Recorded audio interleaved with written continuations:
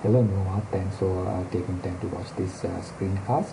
I thought I would send you just the presentation with voice and explanation rather than just sending the slides because it's a bit hard to extract from the slides. So this is an idea that I have been working on for the last few months. This actually started with my work at St. Jude, where that's how I got to know you as well, where I helped distribute all this data, this genomic data across the world. So this is when I took all the addresses of the institutes that had downloaded these large data sets.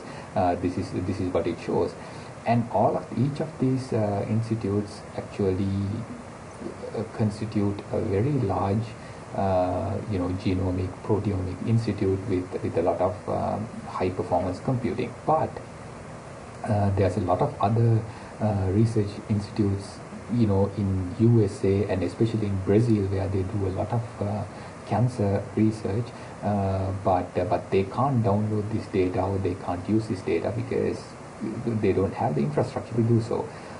So my talk today, my idea actually comes from that aspect.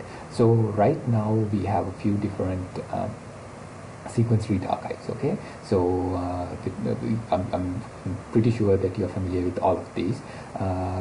The main point here is that all these repositories, they have an access, a governance model. So they have data access committees, and if you're downloading, and I'm specifically talking about whole genome, whole exome, and RNA-seq type data, okay, so that type sequencing data, where the files are very, very large. We are talking, 50 to 100 gigabytes a file.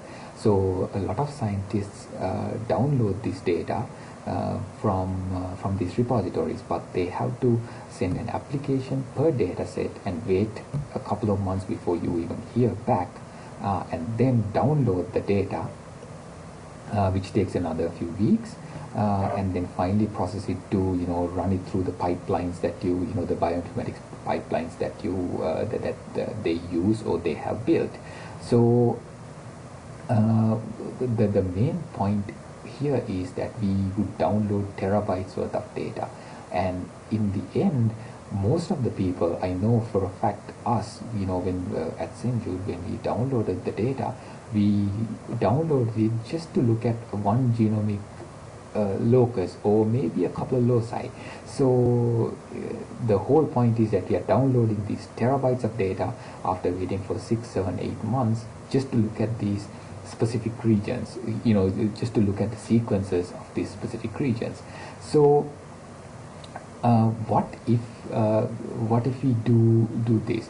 What if we catalog genomes by this is predisposition, or it could be just normal patients, okay, and then we would allow access to those genomic regions just by a selected cohorts. So the idea is that one scientist might come in and say, okay, I'm specifically interested in these 3 different regions in chromosome 1, 3, and 4.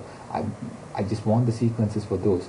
So we would, instead of them downloading this 50 gigabyte file, they would download maybe a 5 megabyte file that they can access within minutes, where the 50 gigabyte file, when you download it as a cohort, it takes weeks to months to download. So this would give them instantaneous access. Or someone else could say, oh, I'm only interested in chromosome 9, just this particular region, and they could just easily access that data.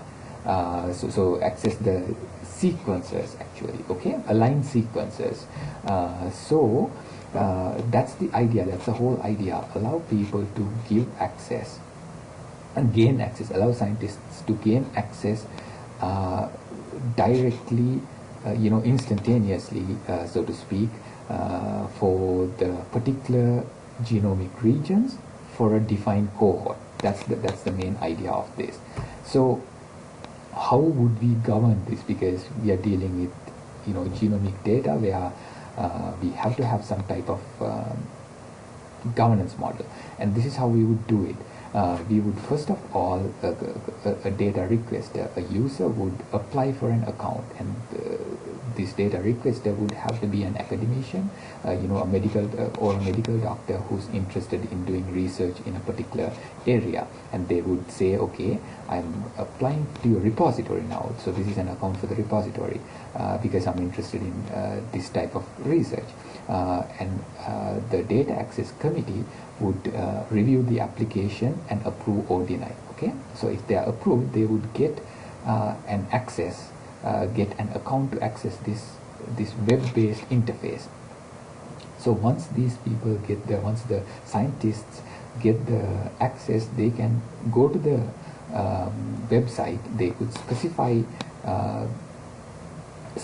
which cohort first of all that they want to use. Then they would specify which genomic regions, either by gene symbols, accession numbers, or simply coordinates, just like on UCSC genome type interface. They would specify those and they would download the data. So essentially we have cut down now months of waiting time to download the exact information that they need. Okay.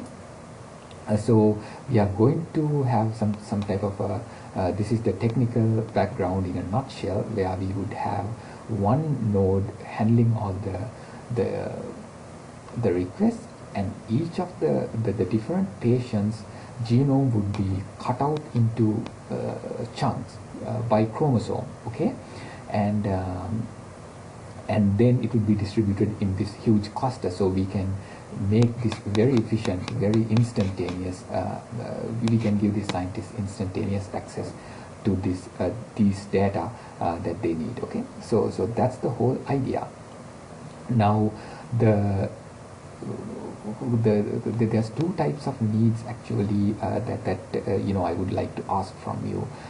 Number one is from a user perspective, where you have your lab, you have your bioinformatics pipelines, and if you are interested in particular genomic regions, you could try to use this with the data that we have to sort of understand if you could apply this in your research and access these genomic sequences easily.